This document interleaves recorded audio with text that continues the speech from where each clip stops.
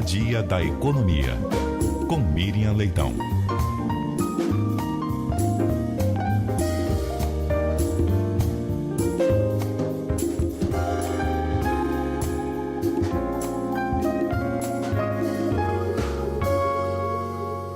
Muito bom dia para você, Miriam Leitão.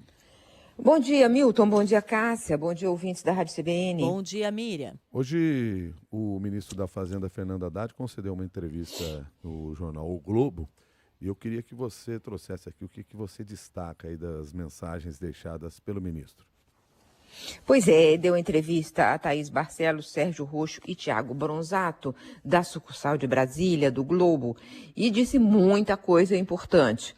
Eu queria começar falando de o que eles chamaram como mais importante, que é o fato de que ele admite deixar a Fazenda para integrar-se à campanha. Mas ele falou, que já falou isso com o presidente Lula, que ele pode sair, que ele gostaria de colaborar com a campanha, mas ele disse na entrevista que ele está falando não como ser candidato a alguma coisa, mas para ajudar, por exemplo, na preparação do programa. Perguntaram se ele queria coordenar a campanha, ele disse que não, em cargo de coordenação, chefia, ele se oferece para o que for necessário.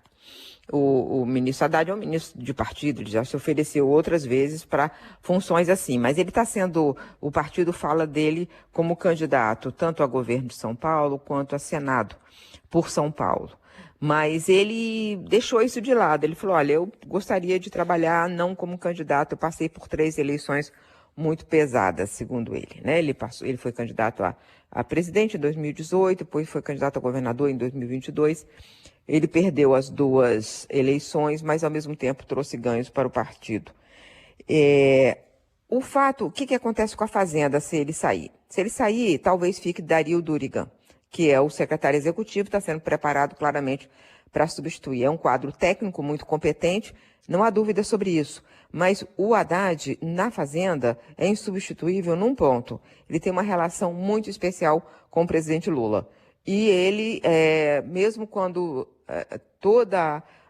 ali o grupo em torno do presidente está contra uma ideia, muitas vezes o ministro Haddad consegue passar atravessar esse grupo palaciano e emplacar suas ideias, suas propostas técnicas.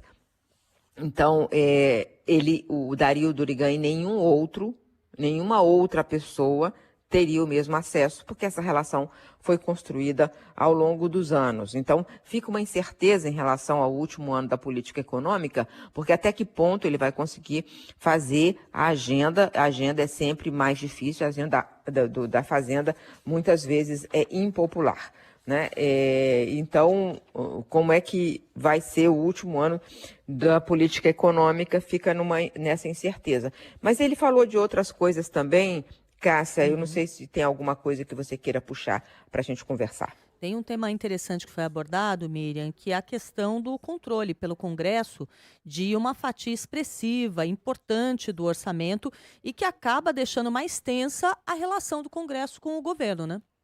Ele admitiu que isso atrapalha esse controle dessa fatia no Congresso e principalmente a dificuldade que ele admitiu ter agora, uma dificuldade maior na Câmara do que tinha antes com Arthur Lira. Ele falou meio indiretamente e ele não culpou Hugo Mota. Ele falou que é a reação no Congresso às pautas econômicas por causa do sucesso da política econômica. Então, ele falou que tem uma resistência maior às propostas da economia, mas ele indiretamente citou também a mudança na presidência da Câmara dos Deputados. Então, a política ficou ali como esses 2 recados que ele deu.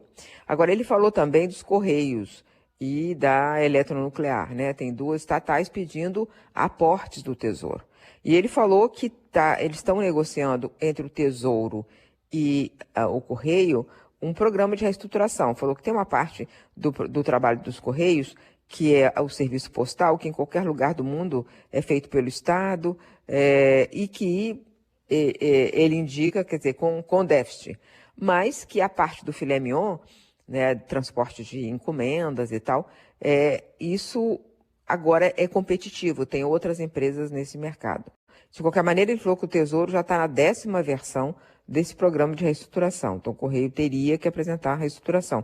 Mas ele disse que a aposta do Tesouro, sim, e falou que a eletronuclear é um problema que vem de longe, não é criado agora nesse governo, mas que também terá que ter uma solução. Então, tem 2 apostas do Tesouro por aí. No caso, perguntaram também sobre taxa de juros e ele não falou mal do Galípolo. Meu tempo acabou aqui, mas a entrevista inteira, muito interessante, está na edição do jornal O Globo. Muito obrigado, Miriam. Bom dia, bom fim de semana. Bom fim de semana para você, Milton. Até mais tarde, Cássia. Até mais tarde, Miriam.